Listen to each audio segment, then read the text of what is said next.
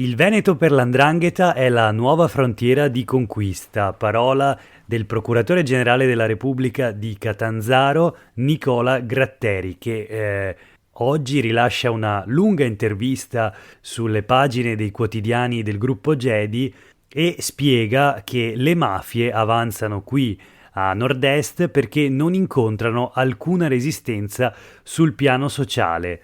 Nell'intervista, che in realtà è un'intervista doppia, parla anche Antonio Nicaso, storico delle associazioni criminali e saggista, e dice: la penetrazione è avvenuta a nord-est grazie alla complicità di imprenditori e politici secondo logiche di convenienza.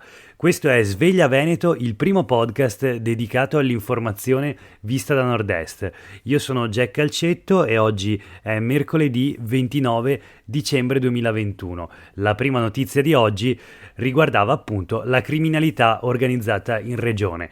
Trovate l'intervista a Nicola Gratteri e Antonio Nicaso sulle pagine dei quotidiani del gruppo Gedi, Nuova Venezia, Mattino di Padova e Tribuna di Treviso. Il pezzo è firmato da Paolo Cagnan. Proseguiamo con la seconda notizia del giorno, che è un po' una panoramica sulla pandemia da coronavirus e sull'evoluzione dei contagi, perché siamo infatti al record assoluto dei contagi dall'inizio della pandemia, oltre 7.000 i nuovi casi in Veneto, ma per fortuna pochi sintomi tra i vaccinati e infatti i ricoveri sono in calo e sono un terzo rispetto al periodo più buio della pandemia. In ogni caso, le prime pagine dei giornali locali del Veneto di oggi sottolineano il boom di contagi e anche di tamponi, il record dei positivi in Veneto e anche il fatto che appunto il dato dei 7.043 nuovi casi non sia mai stato raggiunto dall'inizio della pandemia. E ci sono quindi due proposte, visto che i vaccinati non sono poi così sintomatici. La quarantena dovrebbe valere solo per i non vaccinati. Questa è la proposta del presidente della giunta regionale Luca Zaia in sostanza, ed è anche la proposta che sostanzialmente emerge dalle regioni. Di questo passo il tracciamento è al collasso, in realtà è già collassato, le regole vanno cambiate, dice Zaia, e ci sono anche i primi segnali sulla scarsità di reagenti e tamponi. Insomma, vedremo cosa deciderà il governo. In ogni caso, come leggevamo ieri, c'è dibattito sulla possibilità di ridurre i tempi della quarantena, almeno per le persone vaccinate, in particolare per chi ha già ricevuto la terza dose. L'ipotesi è quella di una quarantena ridotta a 5 giorni. In ogni caso, quello che è certo è che in Veneto il direttore generale della sanità decide una stretta sui tamponi, perché in un certo senso se ne fanno troppi e infatti vanno effettuate, secondo la circolare appunto diramata dal direttore regionale della sanità, vanno verificate le prescrizioni mediche che appunto indicano la necessità di effettuare un tampone, perché dice Luciano Flor, c'è chi se ne approfitta. Il titolo del Corriere del Veneto è chiarissimo: troppi tamponi, Flor prepara la circolare, controlli su tutte le ricette dei medici. Ci sarebbero casi di test frequenti alle stesse persone e secondo la regione appunto le ULSS devono verificare che questi test non siano per il Green Pass dei Novax.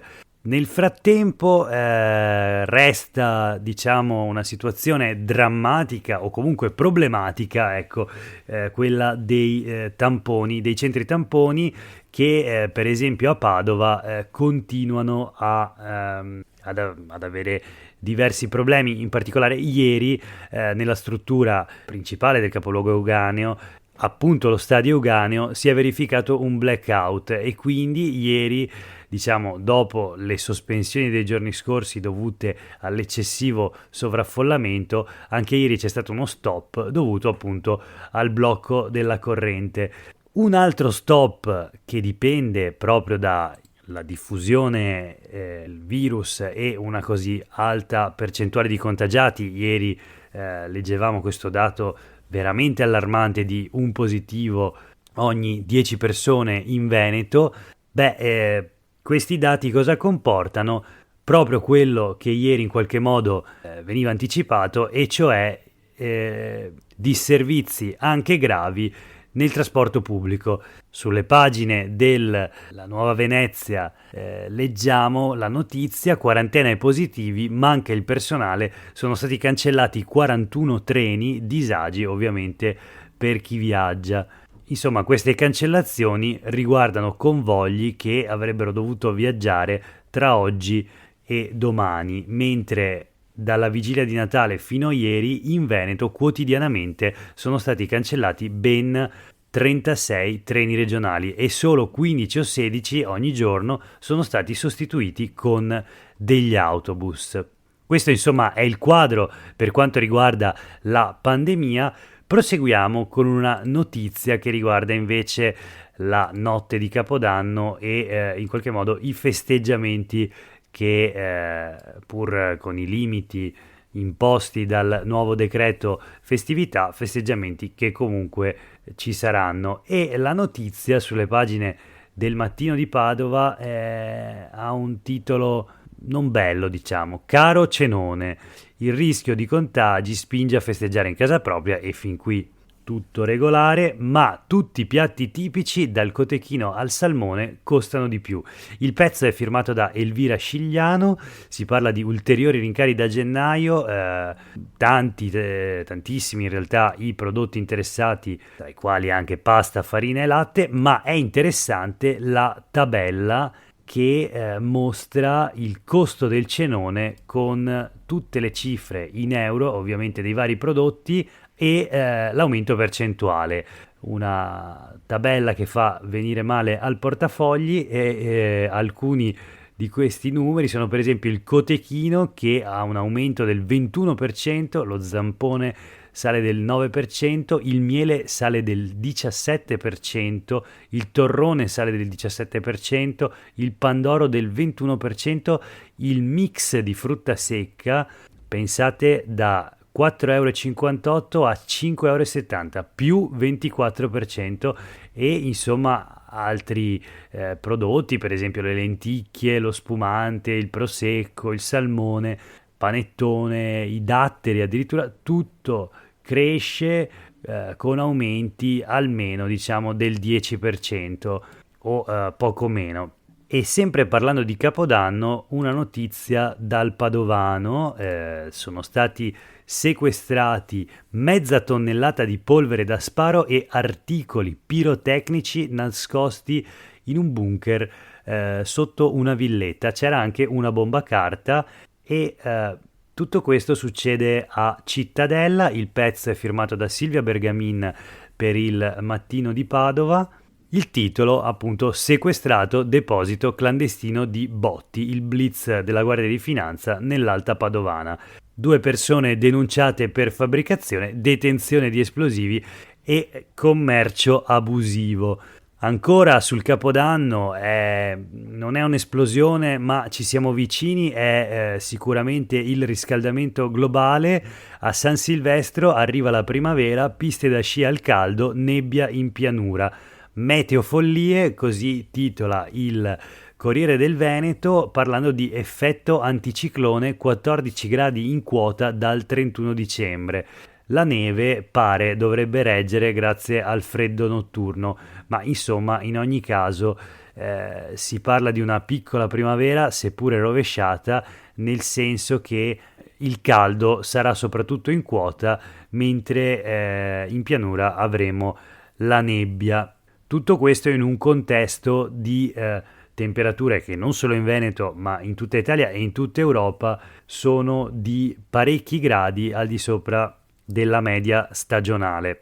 Proseguiamo con una notizia di politica: le elezioni del Presidente della Repubblica. Il Veneto sarà rappresentato da 3 grandi elettori, come sappiamo, e uno sarà il Presidente della Giunta regionale Luca Zaia. Gli altri 2 saranno invece 2 vicentini, e cioè il presidente del Consiglio regionale Roberto Ciambetti e il capogruppo sempre in regione del Partito Democratico Giacomo Possamai.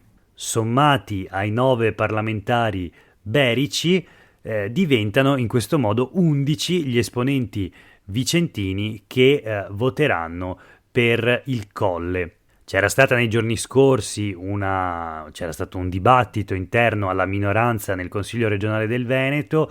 Prima pareva che al posto di Giacomo Possamai, capogruppo dei Democratici, dovesse andare a Roma per l'elezione del Presidente della Repubblica il collega sempre del Partito Democratico Andrea Zanoni, consigliere regionale eletto a Treviso. Poi in un secondo momento si era fatto avanti Arturo Lorenzoni, il portavoce della opposizione in Consiglio regionale. Alla fine la minoranza ha deciso di nominare appunto Possamai, capogruppo del Partito Democratico, per questo importante ruolo, ovvero l'elezione del Presidente della Repubblica, che naturalmente avviene con il voto delle 2 Camere e i rappresentanti appunto delle regioni. Chiudiamo con una notizia flash che riguarda il super bonus. Il super bonus al 110%, la misura introdotta dal governo Conte e ora nuovamente prorogata dal governo Draghi. Ebbene, sulle pagine del Corriere del Veneto, di Venezia e Mestre, leggiamo che nel veneziano valgono oltre $500 milioni i lavori attivati, i lavori edili naturalmente, attivati grazie al super bonus.